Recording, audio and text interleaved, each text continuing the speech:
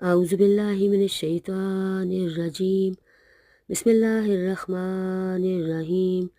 عزیزو، ہم آپ کو سورہ فیل کا ترجمہ اور تفسیر بتا رہے ہیں، تو تفسیر سے شروع کرتے ہیں۔ پھر محمد بن اسحاق کی روایت ہے کہ المخمس سے ابرہہ نے اپنے مقدمات الجیش کو آگے بڑھایا اور وہ اہل تہامہ یعنی حجاز کے مقام پر قریش کے بہت سے مویشی لوٹ کے لے گیا، جن میں رسول اللہ صلی اللہ علیہ وسلم کے دادا عبد المطلب کے بھی 200 اونٹ تھے۔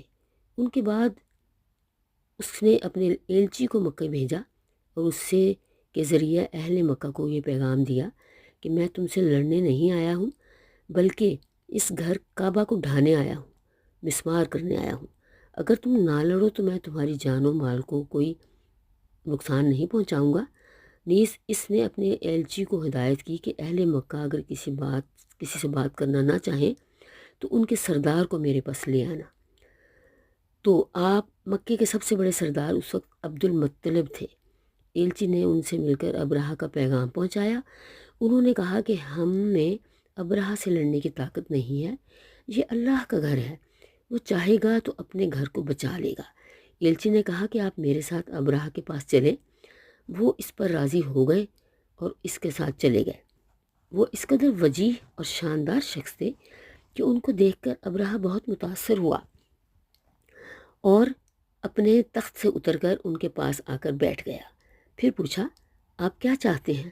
انہوں نے کہا کہ میرے جو اونٹ پکڑ لیے گئے ہیں وہ مجھے واپس دے دیے جائیں۔ ابرہہ نے کہا کہ آپ کو دیکھ کر تو میں بہت متاثر ہوا تھا، مگر آپ کی اس بات نے آپ کو میری نظر سے گرا دیا۔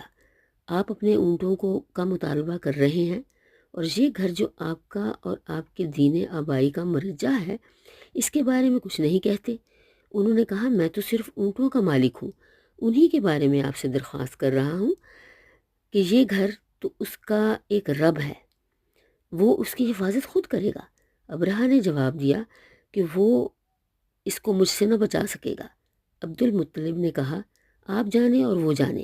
یہ کہہ کر وہ ابرہہ کے پاس سے اٹھ آئے اور اس نے آپ کے اونٹ واپس کر دیے۔ محمد بن اسحاق بیان کرتے ہیں کہ ابرہہ کی لشکرگاہ سے واپس آ کر عبد المطلب نے قریش والوں سے کہا کہ اپنے بال بچوں کو لے کر پہاڑوں پر چلے جائیں تاکہ ان کا قتل عام نہ ہو جائے۔